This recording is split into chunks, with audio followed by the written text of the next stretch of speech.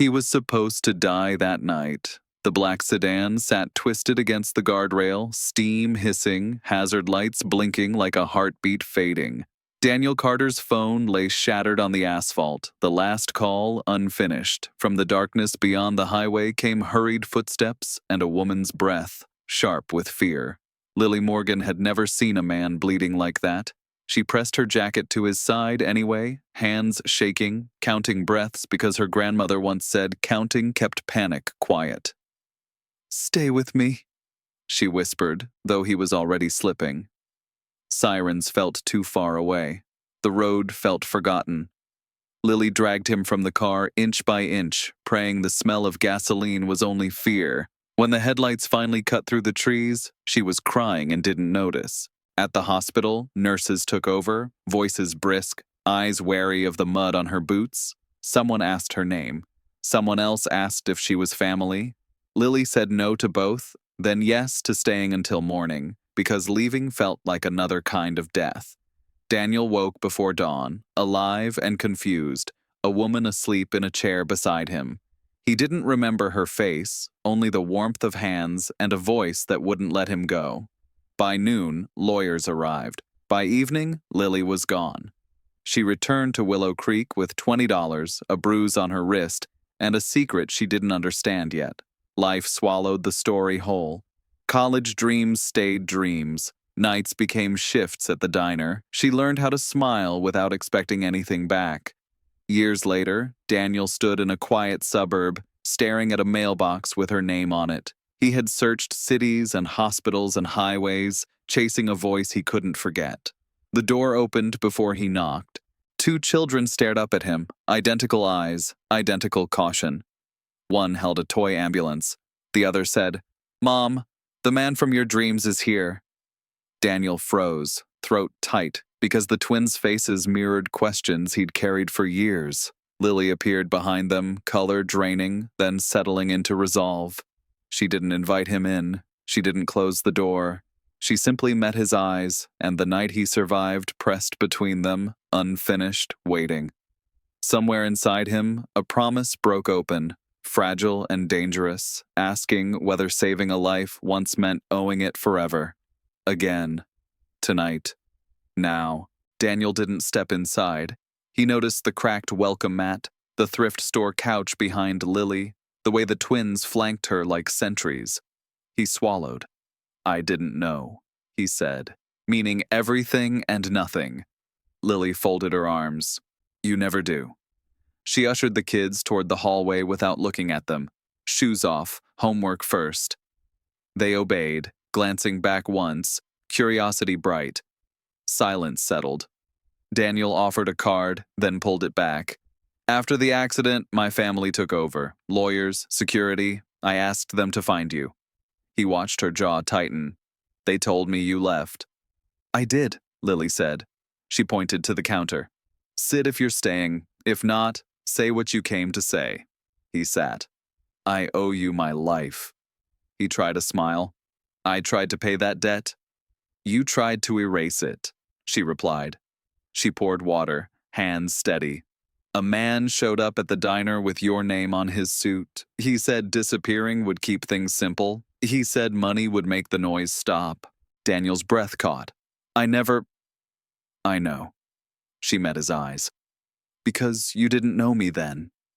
He nodded, shame burning. "I lost months to surgeries. When I was strong enough, I searched again." He gestured to the street. "I stopped when the calls stopped answering." "They were never meant to," Lily said.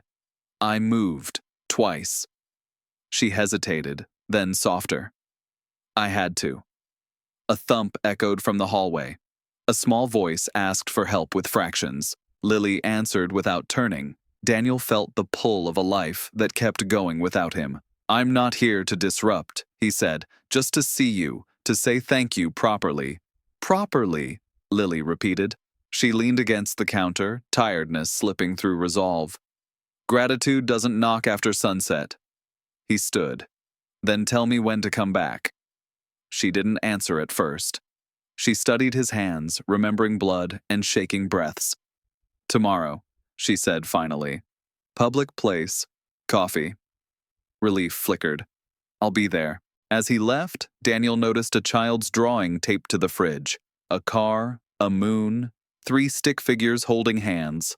One figure was labeled Dad, written small, then crossed out. He paused on the step, heart pounding, wondering who had crossed that word out and why the night he survived still refused to let either of them sleep alone tonight again together. Lily discovered the truth on a Tuesday afternoon, halfway through her shift at the diner, when the smell of coffee turned her stomach and the room tilted. She locked herself in the bathroom, counting breaths the way her grandmother taught her, waiting for the floor to steady. It didn't. The test sat on the sink like a verdict. 2 lines. Clear. Unapologetic. Lily stared until her eyes burned, then laughed once, quietly, because crying would take too long and customers were waiting. She didn't call anyone. There was no one to call. Weeks passed, then months. Lily learned how to keep secrets from her own reflection. She worked double shifts, saved tips in a jar labeled rent, and avoided the mirror when her body began to change. At night, she reread old texts she never sent, then deleted drafts she'd memorized by heart. Daniel Carter became a name she didn't allow herself to say. When the twins were born, the nurse asked for an emergency contact. Lily shook her head and focused on the sound of breathing. 2 small, stubborn breaths fighting their way into the world. She named them Noah and Ella because the names felt strong and simple, like promises you could keep. Raising them meant learning a new kind of exhaustion. Lily learned which cry meant hunger and which meant fear. She learned how to sleep sitting up, how to smile at strangers asking about the father, how to say, "It's just us," without flinching. Sometimes she watched the road from the front step, not waiting, just thinking. She told herself that knowing would only complicate things.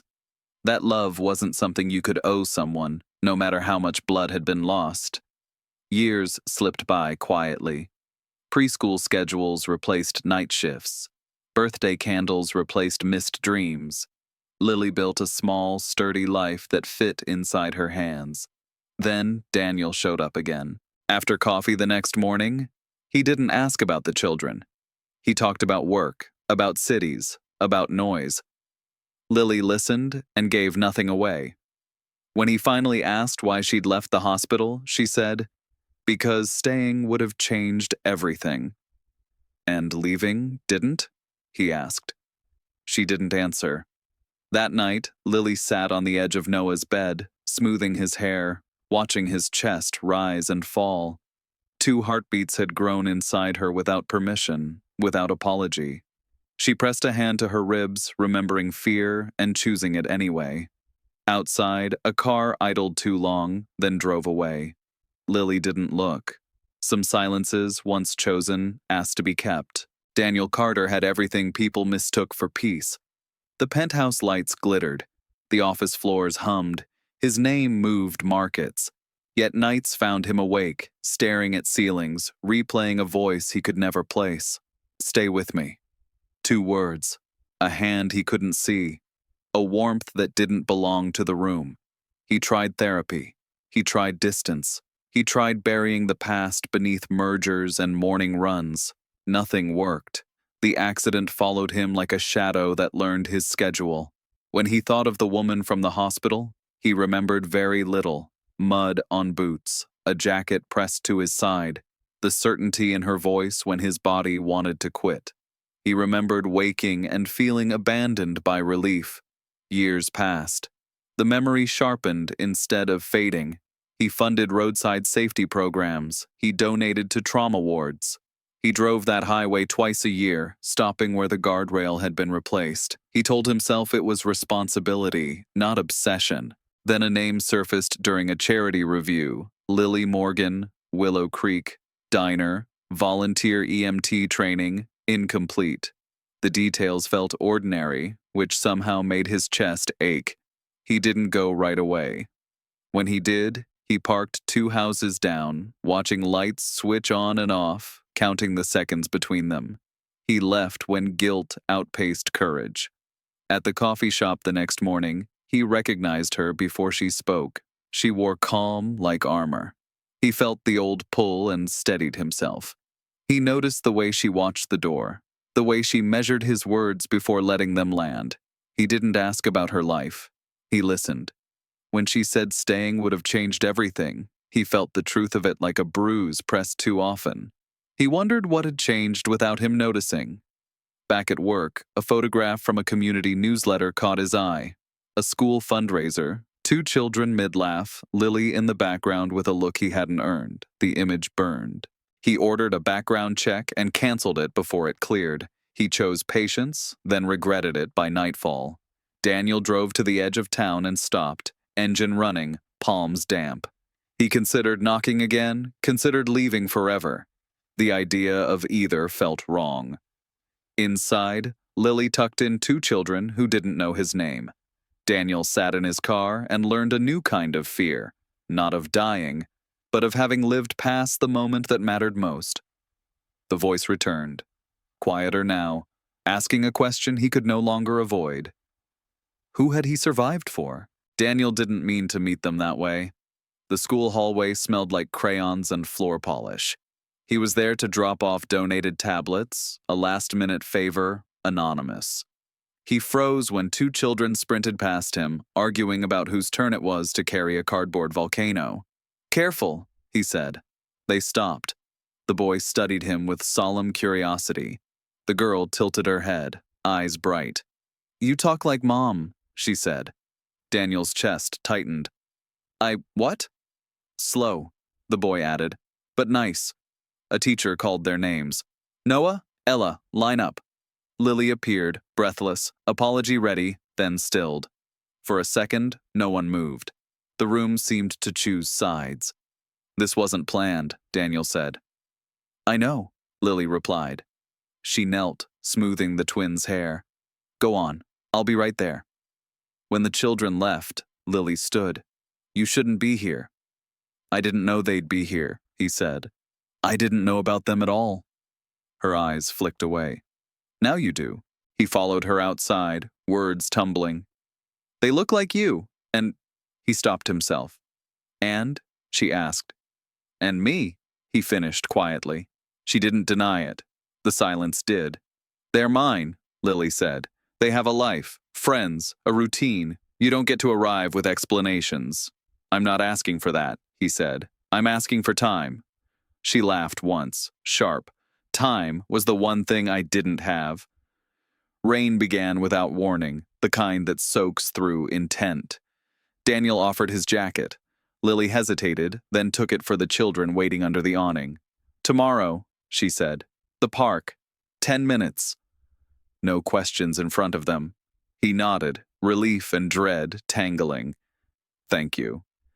As she walked away, the boy glanced back, lifted a hand, then dropped it, unsure. Daniel stood in the rain, realizing the reunion he'd imagined was smaller, quieter, and infinitely heavier. The truth had finally found him. Now it wanted a decision. He pictured the road again, the guardrail, the breath he'd borrowed. He pictured a future measured in playground benches and careful promises. Somewhere between those images, a choice waited. He could protect by distance or protect by staying. Both carried risk. Both asked for courage. He started the engine, not to leave, but to learn how to wait without vanishing. Tonight, he would keep his hands visible and his hope quieter than fear for the first time. The park bench was cold even in the sun. Lily chose it anyway, a neutral place with rules. Daniel arrived early and stood until she nodded for him to sit. The twins chased pigeons, laughter ricocheting.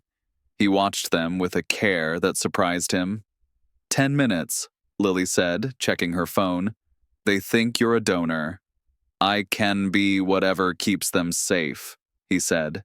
She studied him, then turned toward the children. "No running near the pond." They obeyed. Daniel waited for her to speak. When she didn't, he did. "I won't disrupt their routine. I won't announce myself. I won't make promises I can't keep." "Good," Lily said, "because promises break louder when kids hear them." A man approached, camera slung over his shoulder, badge flashing. Daniel stiffened. Lily stepped between them without looking. "School policy," she said. "No photos." The man retreated. Lily exhaled. "This is why," she added softly, "your world notices." Daniel nodded. "Then let me be small." He tried. Weeks passed in careful increments. He brought books and left them with the librarian. He fixed a broken fence anonymously. He learned the twins' schedules and stayed away during the hard hours. When Lily's car stalled, a tow arrived before she called. She suspected him and said nothing. At night, Lily counted risks like sheep. She told herself distance was protection. She told herself love was optional. When Daniel texted, she waited before answering, noticing the silence, measuring it. The first crack came when Ella fell at the playground, blood bright against her knee. Lily froze for a heartbeat too long. Daniel was there, calm, voice steady, hands sure. Ella quieted. Lily watched him do what she did every day and felt relief she hadn't earned. "Thank you," she said later, anger laced with gratitude. "I won't overstep," he replied. She wanted to believe him. The second crack came from elsewhere. A black SUV idled down the street too often. Questions circled the diner. A neighbor mentioned a man asking about Lily's past. One evening, Daniel noticed the way Lily's shoulders tightened. "You're being watched," he said. "So are you," she replied. He offered security. She refused. He offered space. She accepted. He offered truth. She said later. That night, Lily packed a bag she didn't take. Daniel drove past her house and kept going. Both believed they were protecting the same thing. Neither slept. Somewhere, attention sharpened into interest, and interest leaned toward danger, patient and unseen. The call came at midnight, the kind that tightens the chest before it rings out. Lily answered to silence, then breathing, ragged, deliberate. "You don't remember me," a man said, voice thin as wire. "But I remember you." She hung up and sat on the kitchen floor until the refrigerator clicked off. In the dark, she counted. Locks, windows, exits. The twins slept through it, mouths open, trusting. Daniel arrived before dawn, jacket half-buttoned, eyes sharp. She hadn't called him. He knew anyway. "I flagged the number," he said. "Burner, used near the highway, near the accident." Lily closed her eyes. "I didn't take anything from that night." "I know." He watched her hands tremble and didn't touch. Someone else did. They spoke in fragments. A private investigator Daniel had quietly retained. A report never sent. A hospital clerk paid to lose a name. A man who specialized in leverage, not money. Lily listened, the past rearranging itself with each sentence. "They thought I was replaceable," she said. "They were wrong," Daniel replied. At school pickup, a woman lingered too close. At the diner, a customer asked about the twins' father with a smile that didn't reach his eyes. Lily changed routes. Daniel changed schedules. They didn't say what they were doing, they just did it. One evening, Lily opened a box she'd kept sealed. The jacket she'd used that night still stained. In the lining, something stiff. A memory clicked into place. She slid out a thin flash drive wrapped in tape. Her breath hitched. She remembered a hand pressing it into her palm, a whisper she'd ignored. Daniel watched the screen glow. Dashcam footage. The sedan forced toward the guardrail. A license plate, partial but enough. A voice in the background, laughing. "It wasn't an accident," Lily said. "No," Daniel agreed. "It was a warning." They stood in the kitchen as dawn edged the window.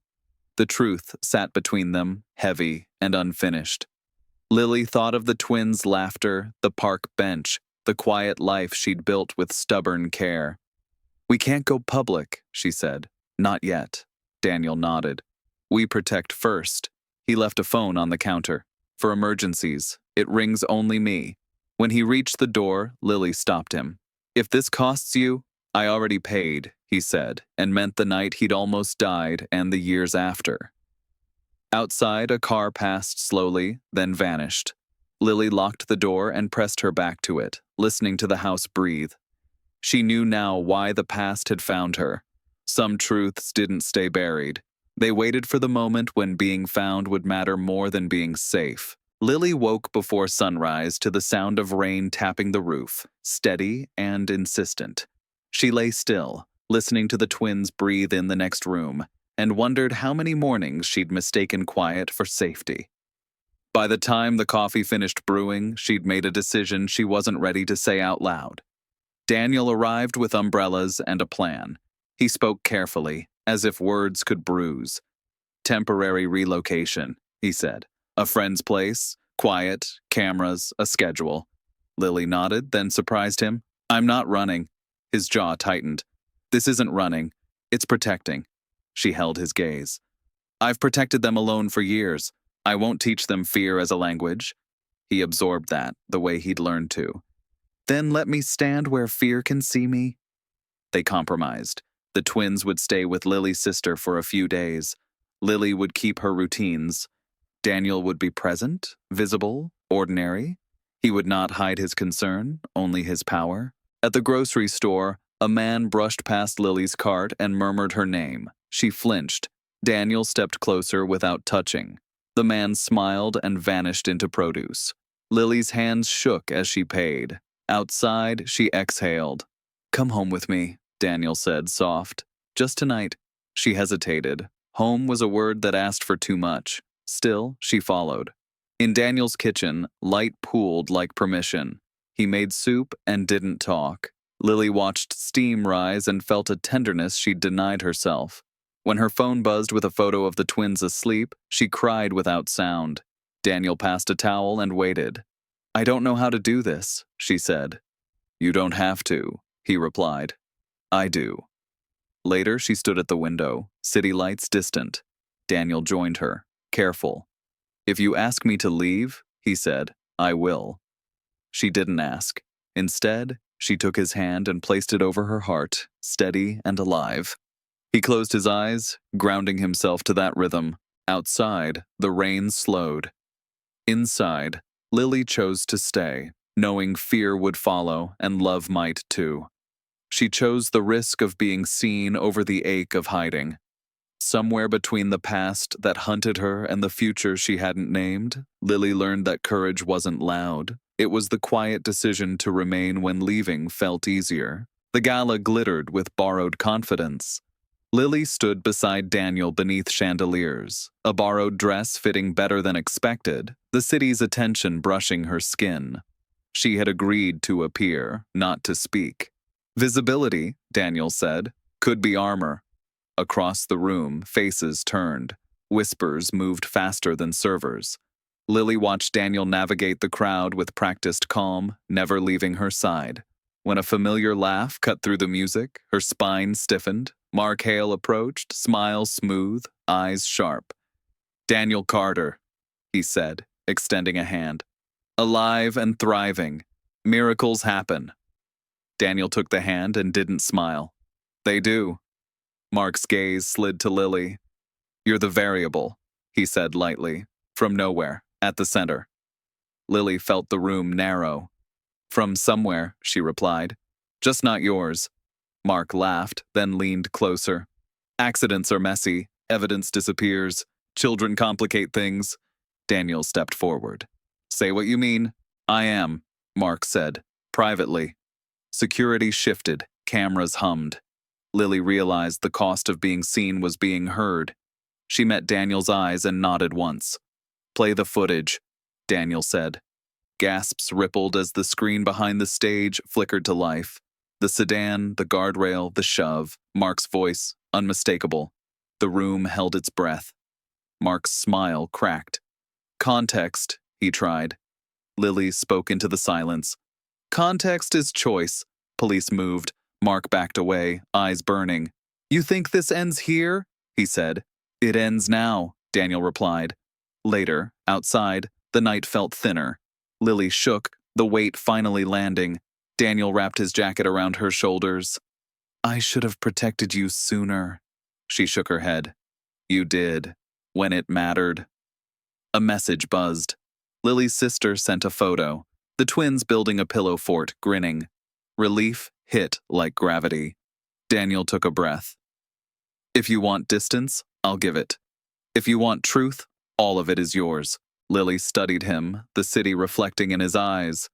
I want honesty that stays. He nodded. Then stay. They didn't kiss. They stood together, learning the shape of consequences. Across town, two children slept safely, unaware of the debt paid in light. Lily understood then that love didn't erase danger. It chose to meet it. And that choice, once made, asked to be lived every day after. Tomorrow would test them again, but tonight she breathed, counted heartbeats, and allowed hope to sit quietly beside fear without asking permission. Morning arrived without ceremony. Lily woke to sunlight tracing the edge of the curtains and the quiet certainty that something had ended, even if nothing felt finished. Daniel was already awake, seated at the small table, coffee untouched, watching the city like it might argue back. They're safe, Lily said, checking her phone. A photo waited. Noah and Ella at breakfast, hair wild, smiles unguarded. Daniel nodded. The charges will stick. He won't get near you again.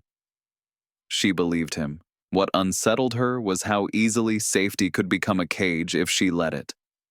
She poured coffee and sat across from him, measuring the space between cups. I didn't save you to be repaid, she said. I know, Daniel replied. That's why I can't treat this like a debt. They spoke plainly then, stripping away rehearsed courage. He told her about the years after the accident, the panic, the pressure, the silence that felt earned.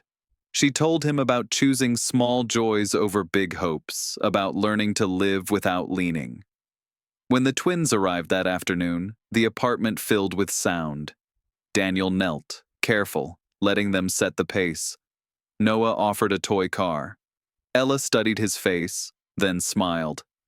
Lily watched, chest tight, knowing this moment asked nothing of tomorrow. Later, as the sun dipped, Daniel stood by the door. I won't assume, he said. I won't rush. Lily walked him out. On the threshold, she paused. Stay, she said, then corrected herself. Not here, in our lives, the slow way. His answer was immediate and quiet. Yes. That night, Lily lay awake listening to the house settle. She thought of the road, the jacket, the voice that kept a man breathing. She thought of the woman she'd been, the one she was, and the one still forming. In the dark, she placed a hand over her heart and felt its steady work. Love, she realized, wasn't the miracle. It was the maintenance, showing up, choosing again, allowing joy without bargaining for it. Outside, traffic murmured. Inside, two children dreamed. Somewhere between almost and always, Lily rested in the truth she'd earned. That saving a life once didn't bind her forever, but choosing to stay, now, awake, unafraid, was a promise she could finally make without losing herself. And if tomorrow asked more, she would answer it as she always had, present, imperfect, and alive.